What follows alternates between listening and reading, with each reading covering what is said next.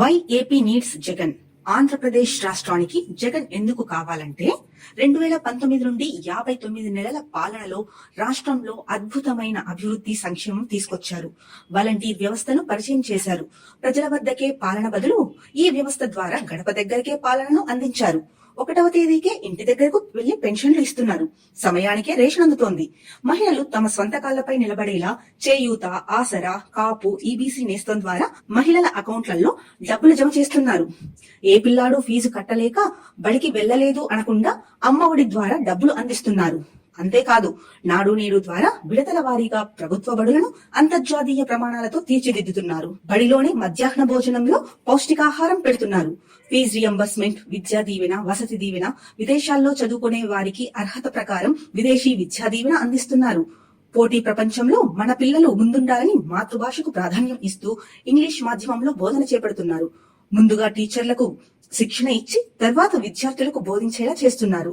Byju's content తో ట్యాబ్లు అందించారు. చాలా మంది రాజకీయ నాయకులు ఎలా ఆలోచిస్తారంటే, విద్యార్థులకు ఓటు హక్కు ఉంటుందా ఏంటి అన్న కాన్సెప్ట్ లో చూస్తారు.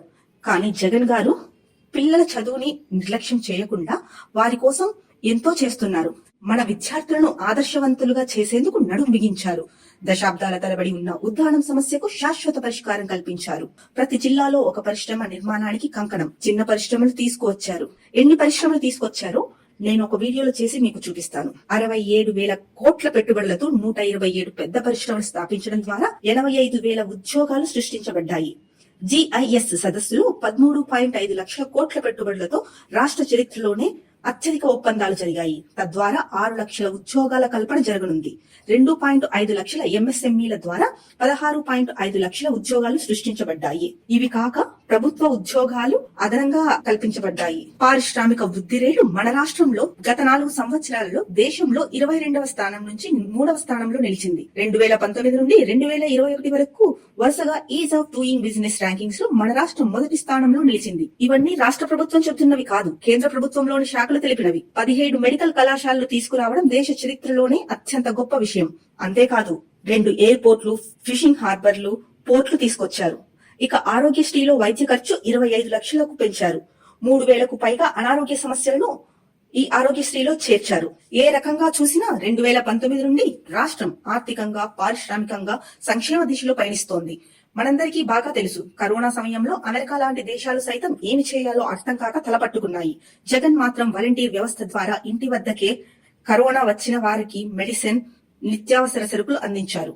వివిధ దేశాల నుండి రాష్ట్రానికి దాదాపు 40,000 మందికి పైగా వస్తే వారందరికీ ఎయిర్పోర్ట్లలోనే టెస్టులు చేయించి కరోనా పాజిటివ్ వచ్చిన వారిని అక్కడి నుండి క్వారంటైన్ కు పంపడం, నెగిటివ్ వచ్చిన వారికి ప్రభుత్వ బస్సుల్లో వారి ఊర్లకు చేర్చడం జరిగింది. కరోనా సమయంలో జగన్ తీసుకున్న నిర్ణయాలు, చేపట్టిన విధానాలు దేశం మొత్తం మన రాష్ట్రం వైపు చూసేలా చేశాయి. దేశ ప్రధాని మోడీ గారే ఆశ్చర్యపోయారు. ఇలా చెప్పుకుంటూ పోతే ఎన్నో మంచి కార్యక్రమాలు చేపట్టారు.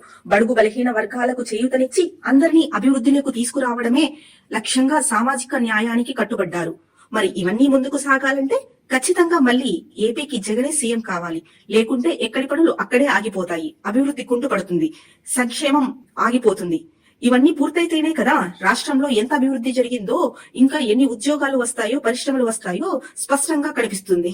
ఏ రాష్ట్రానికైనా దేశానికైనా అభివృద్ధి, సంక్షేమం 2 కళ్ళ లాంటివి. ఆ 2 ఉంటేనే ఆ దేశం కాని ఆ రాష్ట్రం కాని అభివృద్ధి చెందినట్లు లెక్క. మన రాష్ట్రంలో ప్రస్తుతం అదే జరుగుతోంది. ప్రజలారా, ఒకటి గుర్తించండి, ల్యాండ్ టైటిలింగ్ చట్టం గురించి టీడీపీ కొన్ని ఛానల్స్, పత్రికలు చేస్తున్న ప్రచారం పూర్తిగా అబద్ధం. ఓటమి భయంతో చేస్తున్న దుర్మార్గపు విష ప్రచారం ఇది. ఏ న్యూస్ ఛానల్స్ అయితే ఈ చట్టం ద్వారా నష్టం అంటున్నారో వారే ఒకప్పుడు ఈ ల్యాండ్ టైటిలింగ్ చట్టం అనేది చాలా మంచి చట్టము, ఇది ప్రజలకు ఎంతో ఉపయోగకరము, దీన్ని అమలు చేయాలని చెప్పాయి. ఆ వీడియో క్లిప్పింగ్స్ కూడా ఉన్నాయి. వాటిని నెక్స్ట్ వీడియోలో మీకు చూపిస్తాను. దయచేసి ఇలాంటి విష ప్రచారాలని, అబద్ధాలను నమ్మకండి. మనందరం ఈ అపోహలను నమ్మవద్దు. మన రాష్ట్రానికి మనకు ఎవరు మంచి చేశారో వారినే గుర్తిద్దాం. ప్రజలారా, ఇలాంటి అబద్ధపు ప్రచారాలు, మాటలు విని మన పిల్లల భవిష్యత్తును, మన అభివృద్ధిని ఆపవద్దు.